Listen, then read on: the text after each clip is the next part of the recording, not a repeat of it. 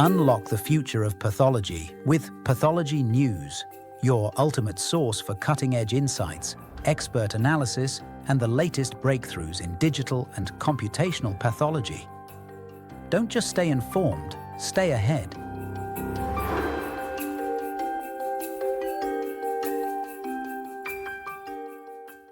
Ladies and gentlemen, welcome to Pathology News and to our latest podcast. I'm very excited about this conversation today. I have a distinguished guest with me, Professor Saad Nadeem from Memorial Sloan Kettering Cancer Center, who has a background in computer science and mathematics. Saad, welcome to Pathology News.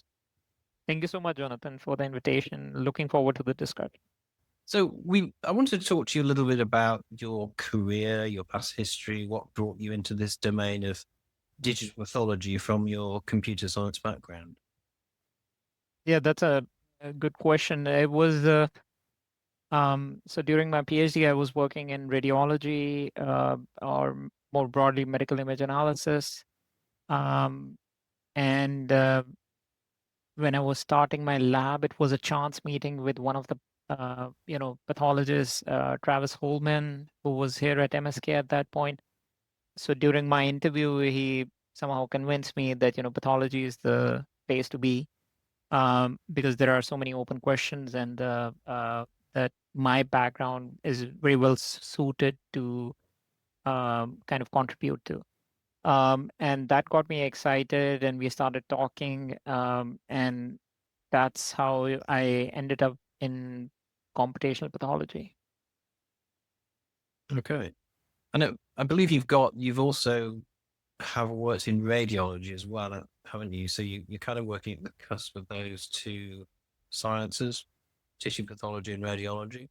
It's more broadly medical image or medical video analysis, which brings all these things together, which is you can use some of the same techniques across radiology, pathology, and surgery, at least now with the AI domain and some of the machine learning architectures, etc., that people are using, mostly can be applied, are easily transferable from one domain to another. So that kind of what brings it together. In general, my passion sort of brings around how we can improve patient lives. And when you look at the patient journey, it starts from, let's suppose, a patient walking in to the hospital. They would get a radiology scan and possibly a biopsy, whether in the OR or otherwise, and that'll be part of the surgery side of things too, or interventional radiology. And once you have taken the biopsy, that'll be sectioned and put under the microscope, where a pathologist would do the interpretation and then give back their diagnosis or whatever are the next steps. So in that way, radiology, surgery, and pathology are kind of integrated in this timeline that a patient kind of follows through their from diagnosis to treatment to surveillance or follow-up. And understanding these individual modalities is, from my perspective, very critical.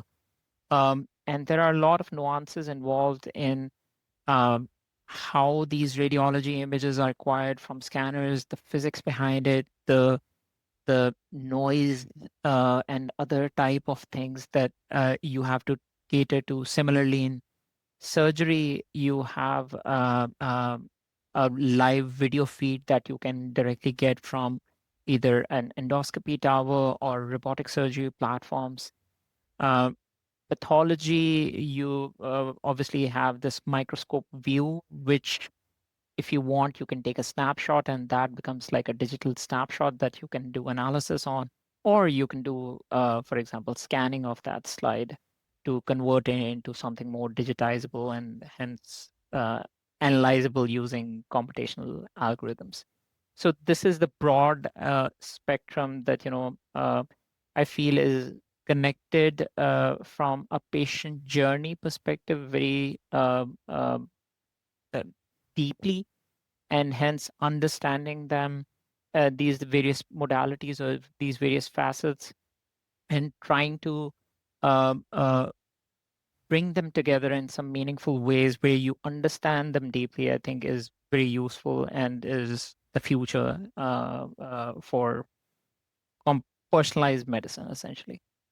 Yeah, absolutely. And you've mentioned algorithms there, and of course, artificial intelligence is being developed at a really rapid pace in both radiology and pathology right now. And how do you feel about this? I mean, how much do you think we should be using artificial intelligence in clinical diagnostics at the moment?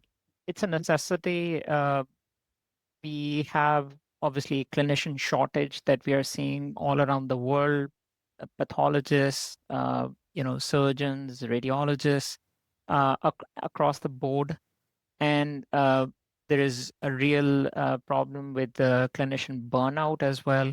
So there are a lot of underlying reasons why not just artificial intelligence, but any kind of computational approaches to support the clinicians and hopefully help them in their increasing caseload would really facilitate hopefully a smoother transition into a future where you would have less number of people trying to cater to larger patient populations around the world, not just in developed countries, but also in developing countries too. Yeah, and that's an important point actually, because we almost, well, I mean, everybody I talk to, I'm speaking to them from developed countries, and we're talking about AI, and we're talking about slide scanners. And I was interested to speak with you today because I know you've done some work in what we can call low resource countries. So can you tell me something about that? Yeah, absolutely. So we are going to talk about this AI model that we had created, DeepLIIF, a little bit later. But the context was that I was when I was starting my lab, I had this vision that we whatever I do in the next 4 to 5 years, I should be able to translate to clinic. So that was something that I put as a goal for myself. And with that goal in mind, we developed this AI model, DeepLIIF, which I'm going to talk about later.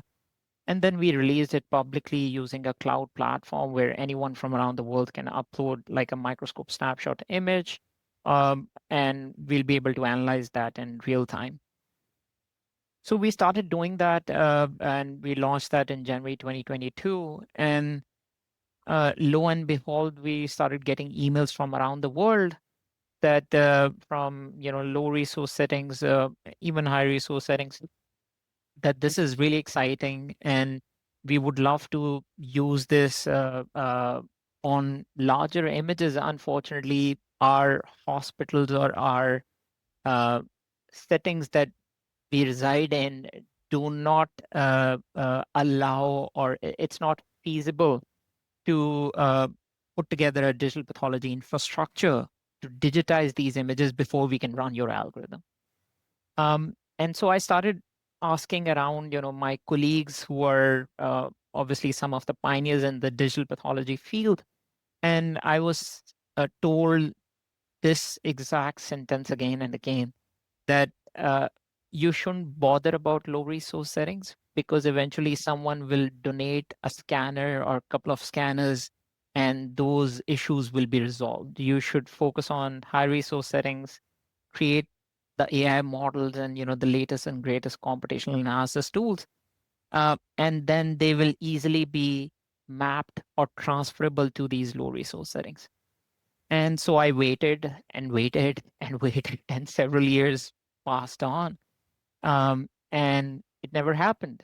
And then we started taking a deeper dive into the clinical deployment side of things, and that's where I was left a little bit bamboozled in the sense that I started seeing all these issues with putting together a digital pathology infrastructure. You need a very expensive scanner. You need a whole team around it. You need IT personnel. You need technicians who will be scanning slides day in and day out. You need QA, QC tools. You need storage, which is one of the most costliest things around this. And knowing what I know from these developing countries and having interacted with the clinicians there, I knew at that point that, that rosy picture that I was given early on, that someone will donate a scanner and all those problems will be solved, will never be solved. So that's where this motivation came for this initiative that we launched at Path Visions a couple of months back for DP4all, which is Digital Pathology for All initiative that we launched via our platform. And the idea there was that we were, talking to a lot of pathologists around the world from Nigeria, Ghana, Kenya, Mozambique, Pakistan, India, etc. And we and these were the settings where someone had basically donated a scanner or multiple scanners. And we were asking them, are you using those? And they said no. And these were workable scanners. They were in a good working condition. And I was like, what's the holdback? And the answer that came repeatedly was that takes a lot of time. These were expensive scanners, so only board certified pathologists and oncologists are allowed to touch these scanners. So basically, only those higher up people who are also responsible for patients and other things need to be the ones who will actually do the scanning as well. And on top of that, we were told that the storage that comes with these low volume scanners is so low that after 2 slides that are scanned, you have to delete those slides before you can scan another 2. So, and then once you have that scanned slide, uh, where do you upload this to enable telepathology or virtual tumor boards with your colleagues in developed countries? And it was a mess. Plus, most of these scanners don't have personnel in these regions who can maintain that hardware in person. So once there is a problem with that scanner, the scanner goes to a dump, essentially. So these were the various facets that kind of motivated us to take a step back. And even though, this was not something, other people would have paid us to do, we made up the room, and a lot of my, team lab members came around and worked together to put this platform together, where the idea was that we wanted to create a virtual slide scanner that resides in a cloud, where we are sort of accounting for low internet connectivity or poor internet connectivity issues, etc., that anyone can basically create like a video on their cell phone. And in most of the regions, the discussion that kind of came around, which was interesting, was that they had really good internet connectivity in general, but everything else is in a miserable state. So, all right, so if you can upload the video, what we can do is then we can take over everything on the server side, so you don't need to worry about anything after that. So we basically then do the stitching. Uh, we can allow them to view it in the viewer, the DeepLIIF slide viewer that we have, and then you can copy the URL and you can essentially WhatsApp it or send it via email to any of your colleagues, and they will open the same slide in front of them. And this enables telepathology or virtual tumor boards and a lot of these other things. Also, we allow, if it's an IHC image, you can also run DeepLIIF algorithm, which I'm going to talk about later, on top of it as well. So when you say upload a video, that is a video consisting of the tiling, a tiled scan. Tiled scan, yes. And for that, I can show a quick demo if you want for this platform. So in fact, it's a video consisting of a lot of tiles of images, which are then stitched together. Yeah. Yes. Okay, that's very nice. Yeah, great.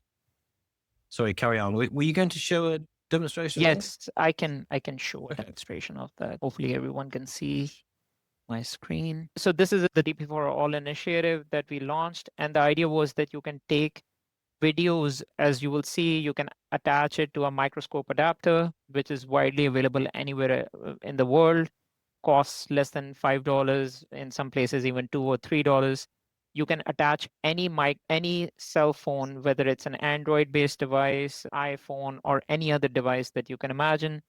You can attach to the microscope, and then basically you can start recording the video. You will just zoom in a little bit, at least to remove that ring around the cell phone, and then you essentially start recording the video. This is a core biopsy H&E, but we essentially support IHC, special stains, any stain you can imagine. Once you have recorded the video, you would just go to the DeepLIIF.org, upload that video, and as you will see that we will start doing the stitching. We support 10x, 20x, or 40x, but 40x mainly for field of views, like a smaller field of view. And then we have this cool live stitching feature, which shows you whether everything is being stitched correctly, and you can stop in between as needed. Now you are seeing a DP4all slide viewer, where you can annotate different regions of interest. And in the future, we would also allow you to provide descriptions, etc. for that. And you can, for example, now copy the URL and just send it to any of your colleagues via email, etc. And they'll be able to see the same thing as you are seeing. Right. I think that is fantastic. There's a motorized stage on the microscope, I guess. Not right now. So this is completely done manually because we wanted as many people in the low resource settings where they don't have the motorized stage mechanisms to be able to use this. And that's where we have provided very detailed guidelines, how you should, the best practices for acquiring these videos or for video acquisition. And on our DeepLIIF.org, if you go under the DP4all tab, and you'll be able to follow those guidelines, and you'll be able to get the highest quality whole slide image stitch, which is ready for hopefully for any of your research or other purposes that you want. Okay, excellent. I love the fact that it just uses a smartphone. Yeah, so that was the key essentially, because so initially when we launched it, it was for microscope cameras, but then people started using it from around the world, and they were like, we don't have a microscope camera because it costs a lot. And the resolution of those microscope cameras now, in fact, is lower than your cell phone camera resolution. So why not just allow us to use our cell phone cameras rather than microscope cameras? So then we put in a lot of work to make sure that, this in fact now extends across both microscope camera as well as cell phone camera of any type. Yeah. And actually, I did notice the use of the term low resource, because that doesn't necessarily mean third world country, does it? Because absolutely not. We can even look at the United States and say, well, there are some small labs just run by a couple of people who do not have budgets to buy slide scanners. So this is really a worldwide solution for low resource settings. Absolutely. So, for example, a community hospital down the road from MSK can't afford to have a digital pathology infrastructure. Rural hospitals in Nebraska, Alabama, other places within the US can't afford to have a digital pathology infrastructure. But these are the places where this is needed the most, because they don't have the appropriate specialists to skin pathologists or dermatopathologists, or like very specific hematopathologists, etc., to be able to give the most accurate diagnosis. And hence these slides need to be shipped to wherever they want to get a second opinion. But as we all know, shipping those slides can break, and could cause a lot of delays in this mail parceling, etc. And can you just, rather than shipping it, just create like a small video, stitch it together, and share it with whomever you want for a second opinion? And this streamlines all those steps. Yeah, I think that's wonderful. And I do want to come on to the sort of future perspectives on this in a moment, but I did want to ask you before we do that about, I know you've been involved with the CAP AI playground as well. What's been your role there? Yeah, so this is mainly our partners, Path presenter, who put together this CAP AI playground in collaboration with the College of American Pathologists. And we have been working with this model or algorithm that we are going to talk about in a little bit called DeepLIIF, which with our collaborators or partners, Path presenter, we deployed at MSK where we are. And the idea was we wanted to eventually kind of expand that footprint across the US and in other places through this partnership. And with this CAP AI playground, the idea was that one of the biggest hurdles that we saw early on, where most of the commercial vendors in the space, they don't have a free demo version that anyone can try with their data to convince themselves that they will pay for this in the end. Everything is hidden behind a paywall, and there are a lot of hoops that you have to jump before you can get to that step. And in the end, when you get there, people just say, oh, it's not working properly. Maybe just give us more data and we will fine tune and then we will get better results. But that's not what convinces customers, right? In the end, they should have a highly accessible, freely available platform or a mechanism where they should be able to upload their data, convince themselves that this is the best model for their clinical deployment, and then they should be able to compare against multiple offerings from multiple commercial vendors and just decide for themselves which one is the best to go with. And with this CAP AI playground, at least this was the vision that was put together by the CAP, was we want to kind of bring these multiple commercial vendors who are willing under one umbrella, where anyone from around the world should be able to log into this CAP AI Studio with a free login that anyone can make, and then just go in and see which AI algorithm or computational tool works best for their data in a completely transparent way, no paywall, no hurdles, and fully transparent. Yeah. And the other issue we have in the market is obviously different file formats and platform accessibility and things like that. Have you come across any issues with being able to interface to different platforms? So we, because we did things in a very different way than everyone else, we were and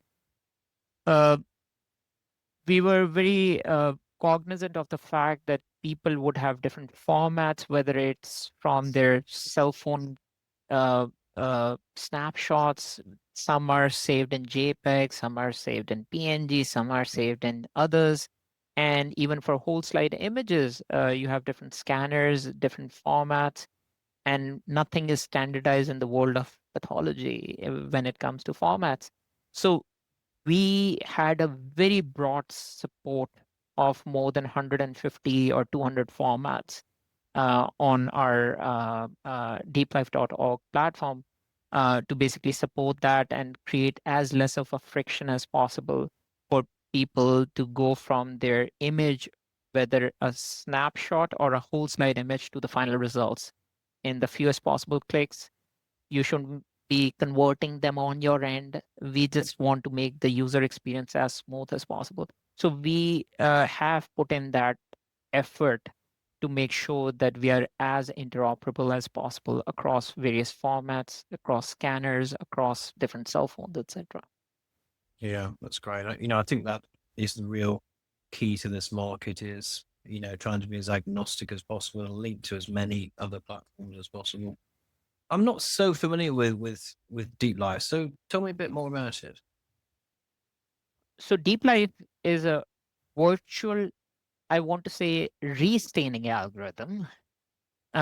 Because again, there are some works in the commercial space like who do unstained to stained, for example, unstained to H&E images, etc. Those are virtual staining. What we do is we already have an H&E or IHC as an input, and we virtually restain it into a multiplex immunofluorescence domain, and hence making DeepLIIF a virtual restaining algorithm, which allows much better way of calling different cell types, membrane, cytoplasm compartments, etc., in IHC images. And hopefully, once that's done, a lot of interesting downstream analysis that will come in the future. Okay, thank you.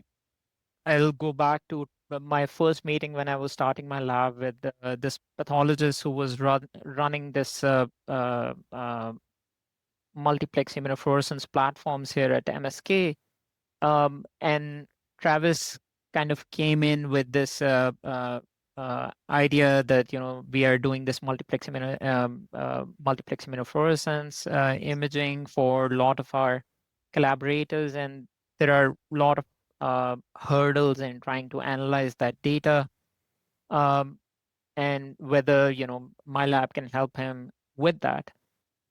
And while thinking through it, like I knew from my literature survey, because I hadn't worked actively in pathology space, that H&E and IHC are the main modalities or stains that are used in clinic, whereas multiplex immunofluorescence has been around for less than 10 years or 15 years at that time.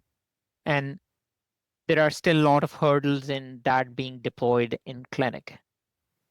So through that conversation, somehow we decided, and Travis was amazing at that, was can we come up with a custom staining protocol where you can take a section, stain it with multiplex immunofluorescence, and then remove the cover slip and restain it with hematoxylin or DAB for IHC or hematoxylin eosin for H&D. And now you might ask, why would you do that?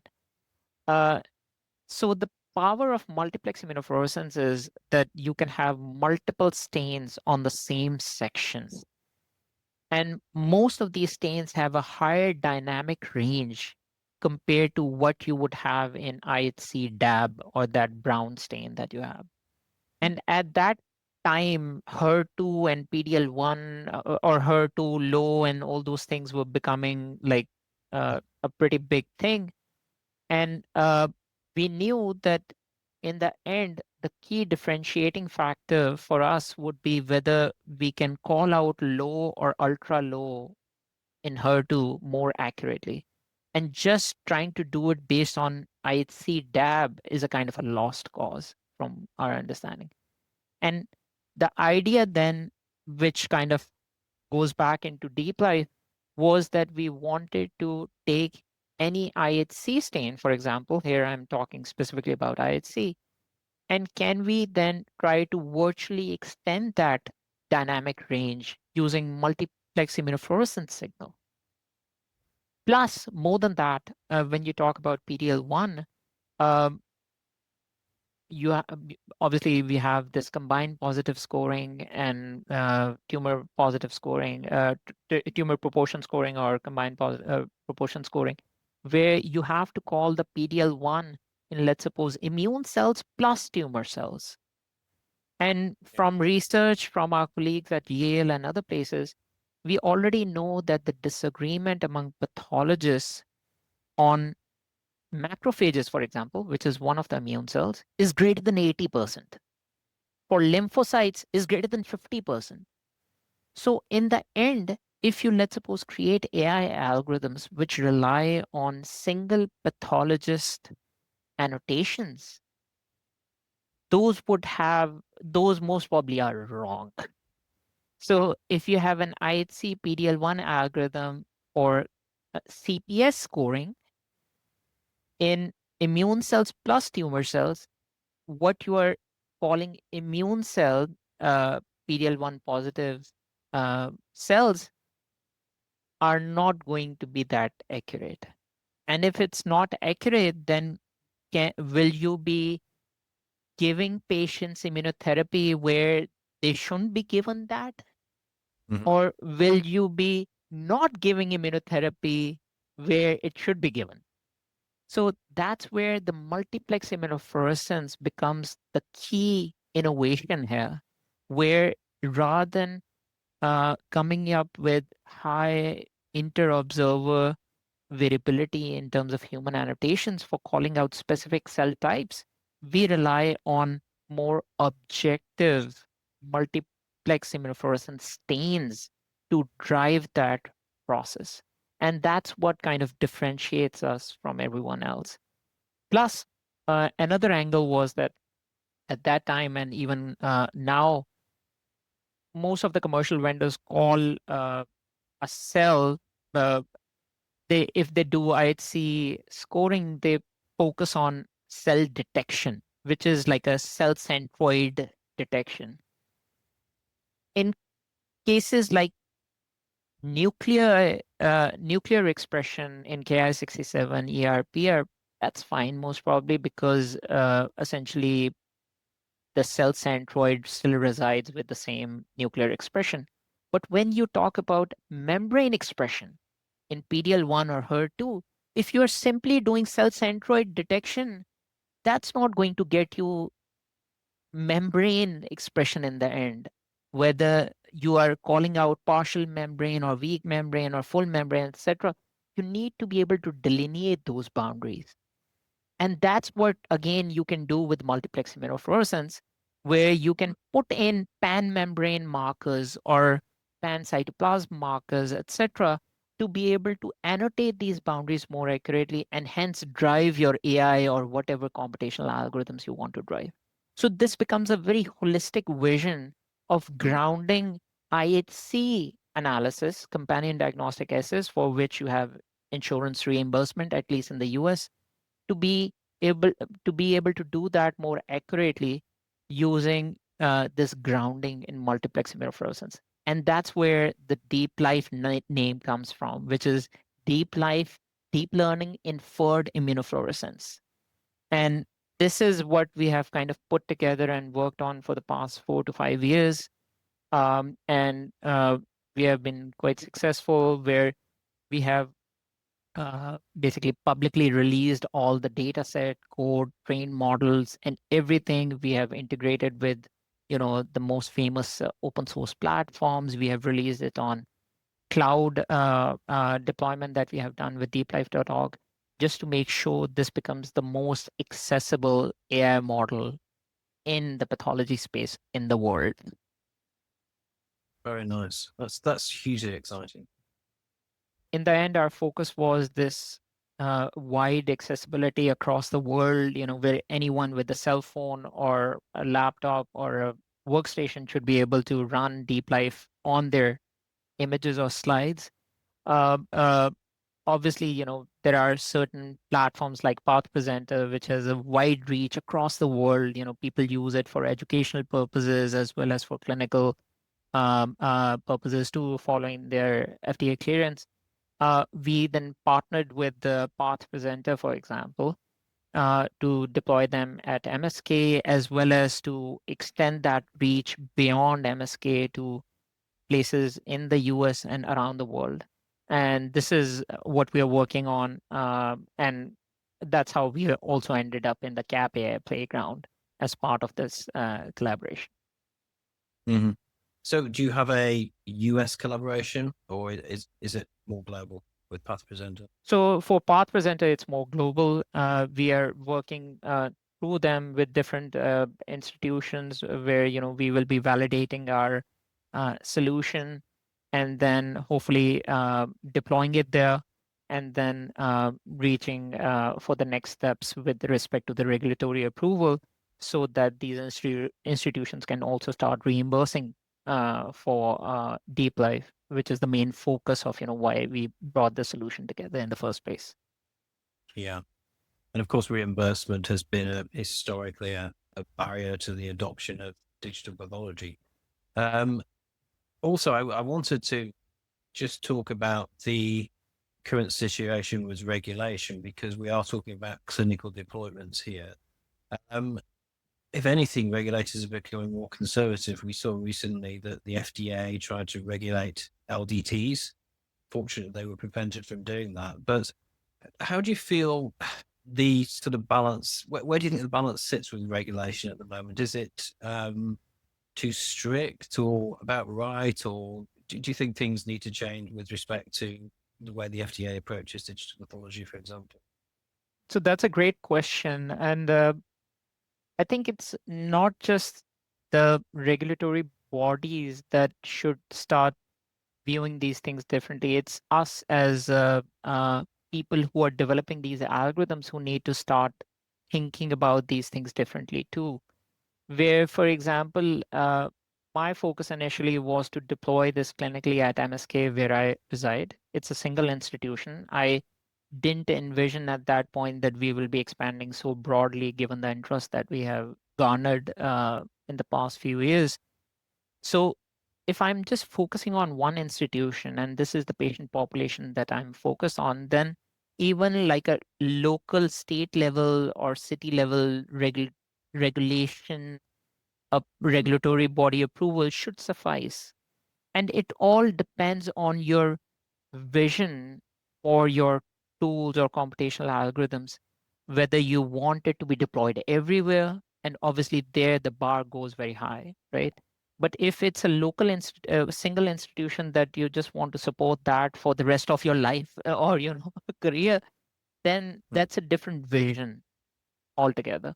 And that's where we need to start understanding the different nuances of regulation. When you train on one population and now you want to deploy it worldwide, obviously the bar should be high because in the end, the validation needs to be done regardless of what regulatory approval mechanism you go through. That validation needs to be done locally in those institutions before you can start supporting that patient population. So there are hurdles, but it's also the mindset, I believe, that is holding us back. And once we have that mindset cleared up and start moving away from all the hypey stuff that's going on and focus on, in the end, supporting our pathologist colleagues and supporting our patients in the end and various stakeholders, then we would have a better idea of how we should meet the regulatory bodies somewhere in the middle where both parties would be happy to move things along. It's quite interesting now because I've spoken to a couple of labs in the US that have young pathologists coming through who have never signed up on a microscope. They've only ever worked digitally. And that's going to be a huge trend in the market. I wonder how you feel about the future of digitization, whether that is inevitable. And, a tool we've heard about DeepLIIF today, and that enables the lower resource laboratories to get into digital pathology and obviously without investing in all the infrastructure around it. Do you think digitization is now inevitable? Now that I think about it more broadly, not just from high resource settings, but also low resource settings, in order for digital pathology to become more prevalent and an accepted standard, I would say actually no. It's not inevitable just because I mean all this investment that needs to go in this upfront. And after talking to all these pathologists from around the world and knowing their situation where the caseloads are increasing, the hospitals are kind of clamping down on to the ROI and just not investing in anything beyond what is minimal. um it's it's definitely not inevitable, and I feel like it'll be it'll move forward in silos in these, high resource academic medical centers and some of those places, and the pathologists who are able to get to that might be digitally native, but around the world, the adoption will remain low in general, just based on all this infrastructure investment that needs to go in.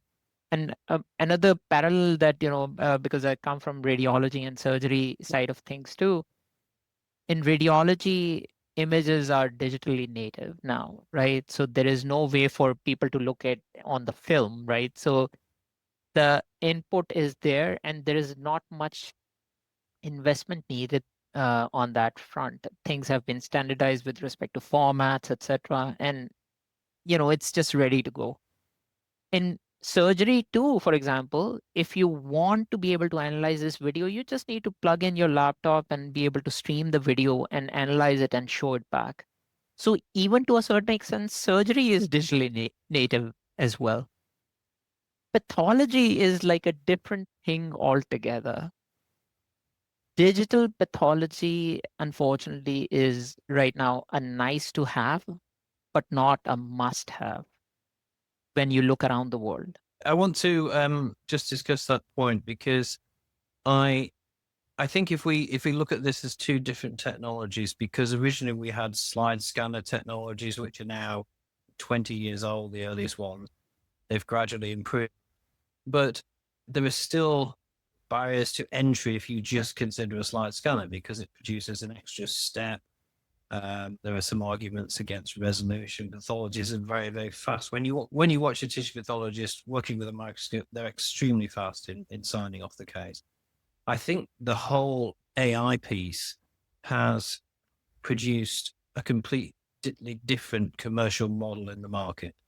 And if you imagine that we will probably foresee the development of digital biomarkers, pieces of tissue, morphology, areas of morphology that can only be detected by an algorithm, then that itself would force digitization, would force digital pathology to become inevitable. And, the microscope would become an archaic piece of equipment.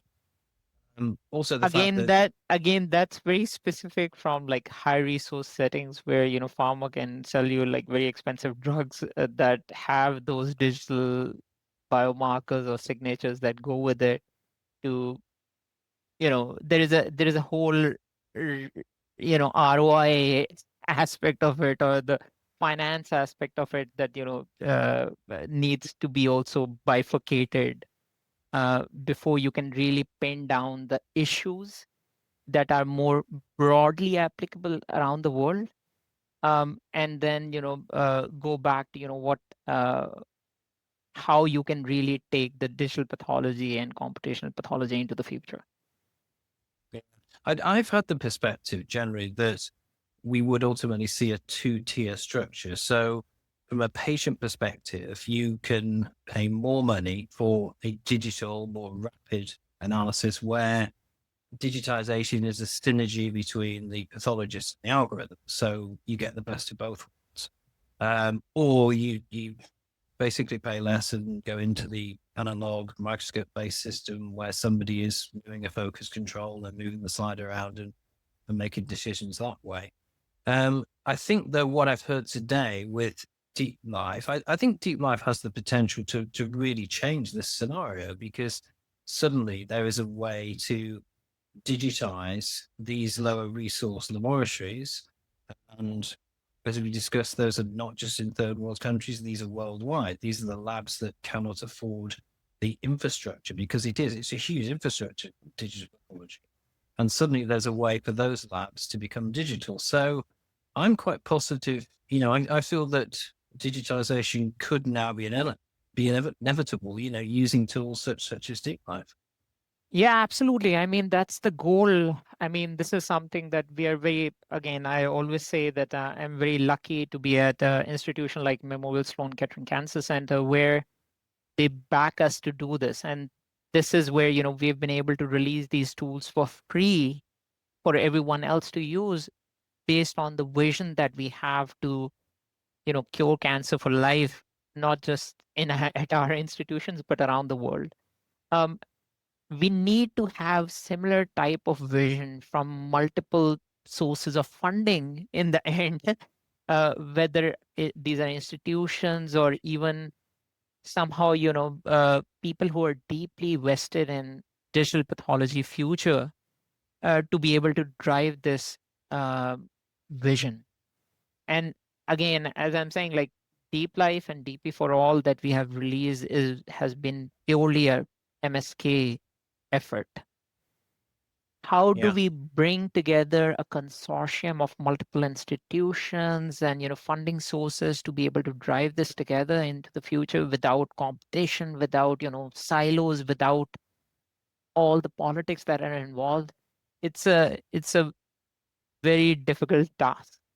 But at least from our perspective, we will do everything within our power to make sure that we can have people take that first step, so at least they can show some kind of an ROI to their local institutions to invest in, for example, the digital pathology infrastructure, where we might not be part of that, but we might be the enablers who let people transition from no scanner, no digital pathology infrastructure to at least some kind of digital pathology infrastructure which can drive value for the various stakeholders that are involved.